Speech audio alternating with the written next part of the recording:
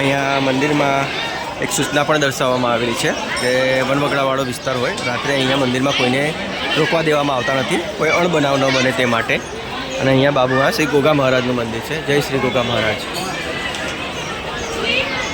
તાવા તથા જમણવાર માટેના વાસણોની જરૂર હોય તો અહીંયાથી મળી રહેશે. સામે શ્રીફળ નાળિયેર વધારવા માટેની જગ્યા, માતાજીને ચડાવેલા શ્રીફળ નાળિયેરની પ્રસાદી રૂપે અહીં ભક્તો ગ્રહણ કરતા.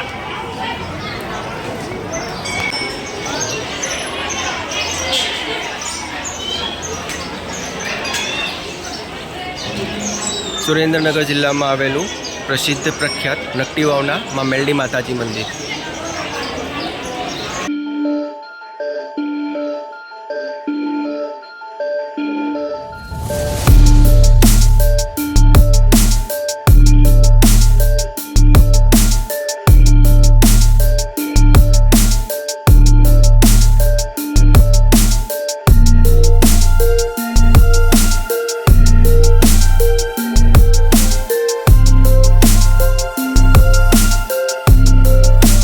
જય માતાજી મિત્રો, સ્વાગત છે ફરી એકવાર આપ સૌનું આપણી યુટ્યુબ ચેનલ પર.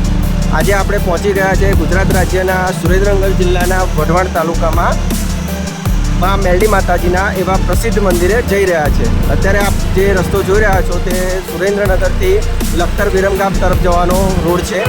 આ જ રોડ પર લગભગ સુરેન્દ્રનગરથી 1.5 કિલોમીટરના અંતરે માં મેલડી માતાજીનું પ્રસિદ્ધ મંદિર આવેલું છે, જેના આજના આપણે આ વિડીયોમાં સંપૂર્ણ દર્શન કરીશું અને માં મેલડી માતાજીનો ઇતિહાસ જાણીશું. આ રોડ પર જ આગળ તમે એક મેમકા ગામ તરફનું જમણી બાજુનું બોર્ડ જોવા મળશે. આપણે આ બોર્ડ તરફ જમણી બાજુ આગળ વધીશું. સુરેન્દ્રનગરથી લખતર વિરમગામ તરફ જવાના રસ્તેથી આપણે જે મેમકા તરફનું ગામનું બોર્ડ જોવા મળ્યું તે આપણે જમણી બાજુ વળી ગયા છે.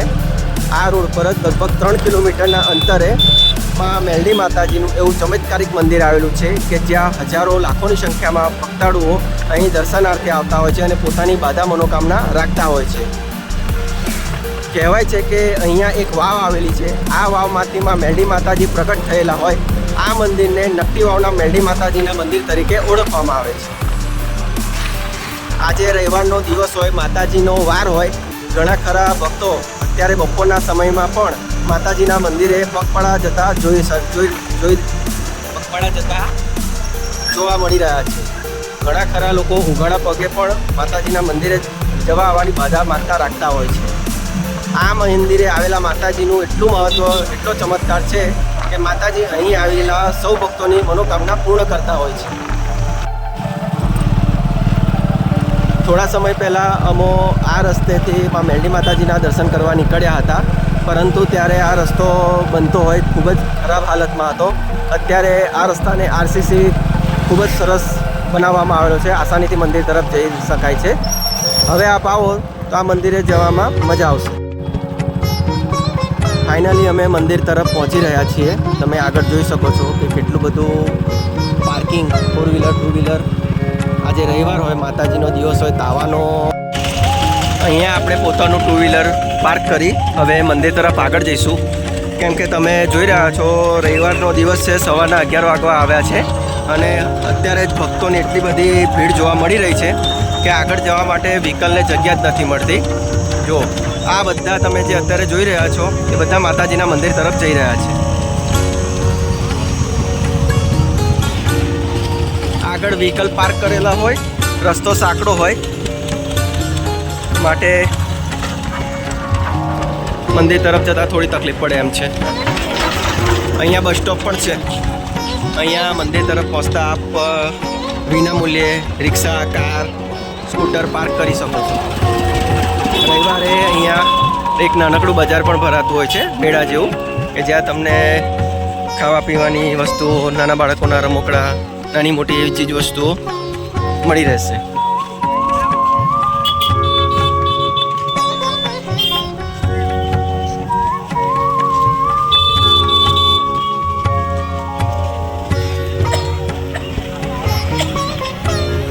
આપણે ફાઇનલી મંદિર પહોંચવા જ આવી રહ્યા છે. મંદિર પહોંચતા પહેલાં અહીંયા તમને માતાજીને ચડાવાતા ચુંદડી, નાળિયેર, પ્રસાદી, માતાજીને ચડાવતા શૃંગાર વગેરે મળી રહેશે. આ છે માં મેલડી માતાજી મંદિર તરફ જવાનું બોર્ડ. અને અત્યારે આપ જે જોઈ રહ્યા છો તે સુરેન્દ્રનગર જિલ્લામાં આવેલા પ્રખ્યાત પ્રસિદ્ધ ચમત્કારિક શ્રી નકટી વાવાળા મેરડી માતાજી મંદિર.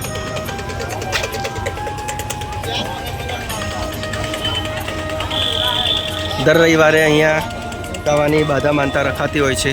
ઘણા ખરા ભક્તો શ્રદ્ધાળુઓ અહીંયા આવી તાવાની બાધા માનતા રાખતા હોય છે.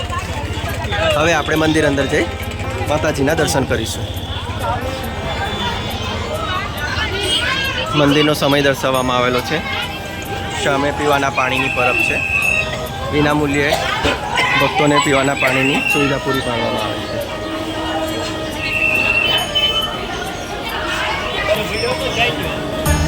અને આ રહ્યું સૌરાષ્ટ્રનું સુરેન્દ્રનગર જિલ્લામાં આવેલું શ્રી નકટી વાવાળા મેરડી માતાજીનું મંદિર. અહીંયા એક બીજી પણ એવી તમને કહેવા જઈએ તો સૂચના ગણો કે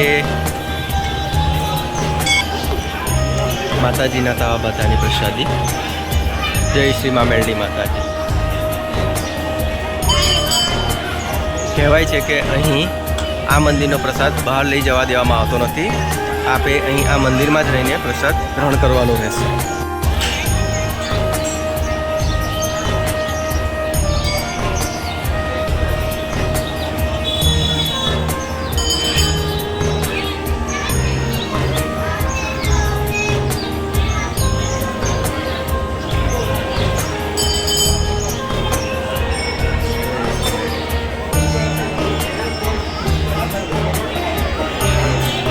તાવા બાધા માટેના વાસણો મેળવવાનો સમય દર્શાવવામાં આવે છે.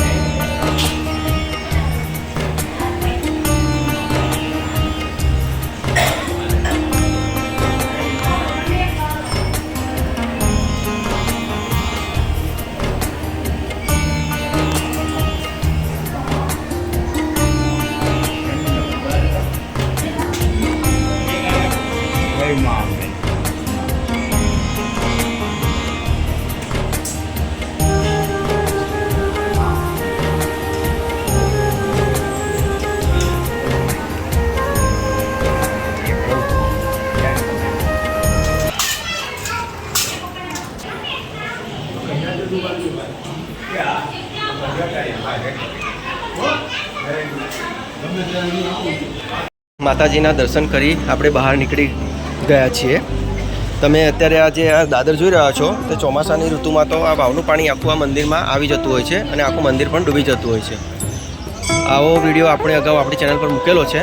વિડીયો લિંક નીચે ડિસ્ક્રિપ્શનમાં આપેલી છે, જેમાં તમને સંપૂર્ણ મંદિર ડૂબવાના દર્શન થશે. માતાજીની ધજા.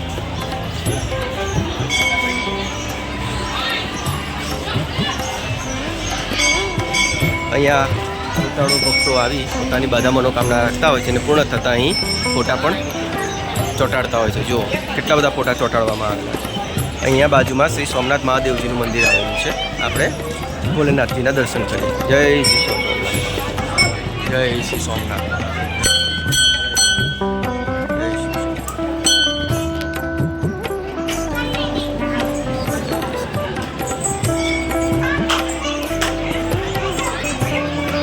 મહાદેવજીના દર્શન કરી આપણે મંદિરના પાછળના ભાગ તરફ જઈ રહ્યા છે.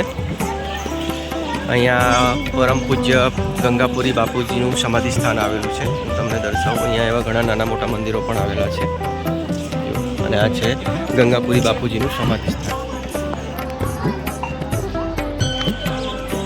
આ મંદિરનો પાછળનો ભાગ છે.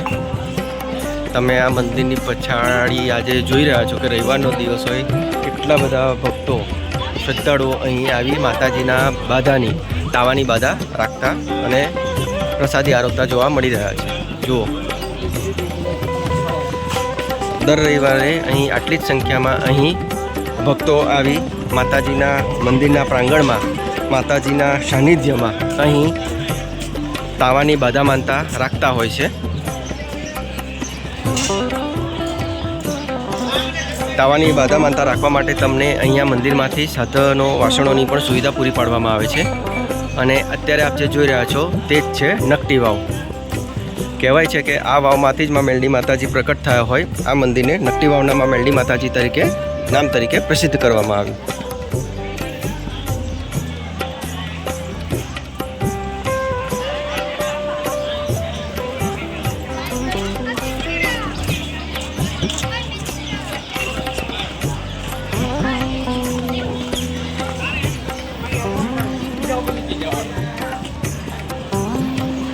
આપણે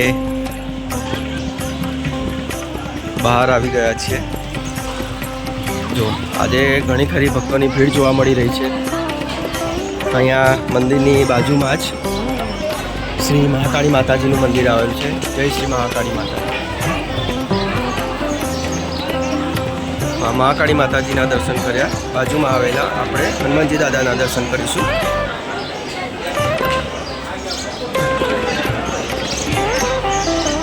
જય શ્રી મા મેલડી માતાજી. જય શ્રી ચમત્કારી હનુમાનજી દાદાજી. અને આ છે માતાજીના મંદિરના બાજુમાં આવેલા ચમત્કારી હનુમાનજી દાદાનું મેલડી ચાલીસા પણ દર્શાવવામાં આવેલી છે. જય માતાજી.